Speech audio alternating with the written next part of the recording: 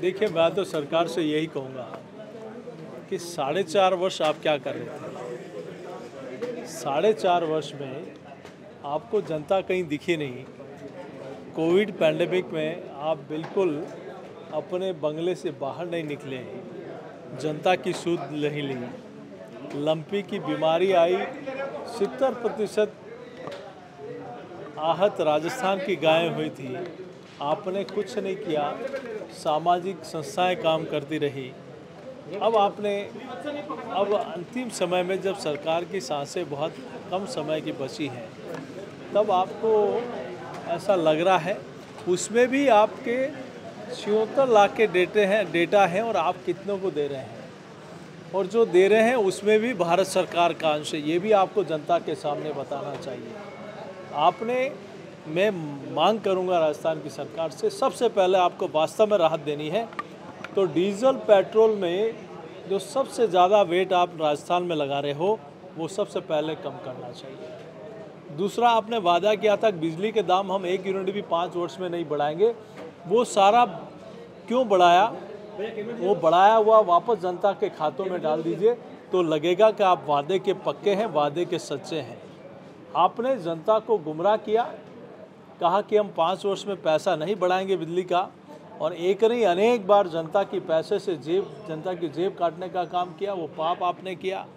अब 2 महीने के लिए, 3 महीने के लिए आप कैंप लगाकर किस प्रकार का आप दिखाना चाहते हैं, जनता आपके बारे में जान चुकी है। मेरी सरकार से मांग है, सबसे पहले आप डीजल और पेट्रोल के दाम दूसरे राज्यों ने जो वेट कम किया वो कम करें, और 4.5 वर्षों में जो आपने जेब काटी है वो उनको राहत देने का काम करें। जो आपने अन्य राज्यों की तुलना में ज़्यादा लिया है वो जनता को दें, वो जनता का अधिकार है। दूसरा, आपने बिजली की कीमत जो 4.5 वर्ष में बढ़ाई है वो वापस जनता के खाते में डालें जो आपने लिया है। सर, मंत्री जी फिर कह रहे हैं कि उन्हें भी खरीदने की कोशिश हुई। अचानक से अब याद आ रही है उनको, इतने दिन वो मंत्री नहीं बोले थे, गोविंद मेघवाल जी। देखिए, गोविंद मेघवाल जी क्या क्या बोलते हैं और कब कब बोलते हैं उनको कोई ज़्यादा गंभीर लेता नहीं है। सर, एक डूंगरपुर में जिस तरह से रेप की घटना है, क्या लॉ एंड ऑर्डर राजस्थान आपको लगता है कि 4.5 वर्ष में लॉ एंड ऑर्डर नाम की कोई चीज़ नहीं है। अपराधियों में डर नाम की कोई चीज़ नहीं है। अपराधी खुलेआम अपराध करते हैं और वो कहीं न कहीं इनके बड़े नेताओं के साथ फ़ोटो खिंचाते हुए साथ में नज़र आते हैं। इसलिए जब तक अपराधियों में डर नहीं होगा और अपराधियों में डर पैदा हो, ऐसी एक भी कार्रवाई 4.5 वर्ष में नहीं दिखी। इसीलिए बच्चों के साथ दुराचार होता है, महिलाओं के साथ दुराचार होता है।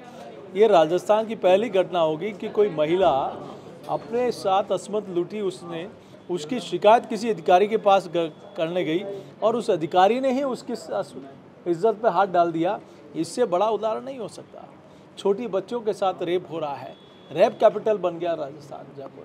तो मैं सोचता हूँ कि कहीं न कहीं कानून व्यवस्था बदहाल हुई है, समाप्त हुई है। सर, आपके महाजनसंपर्क अभियान की शुरुआत हो रही है, सोशल मीडिया इसमें कितना रिस्पॉन्स और रोल निभाएगा?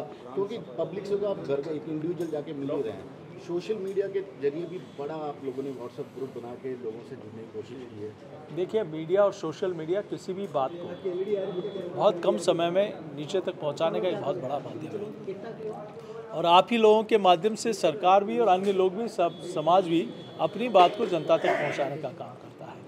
तो निश्चित रूप से चाहे मीडिया हो चाहे सोशल मीडिया हो, मैं सोचता हूँ आज के समय में एक महत्वपूर्ण है और उसकी बहुत बड़ी भूमिका है।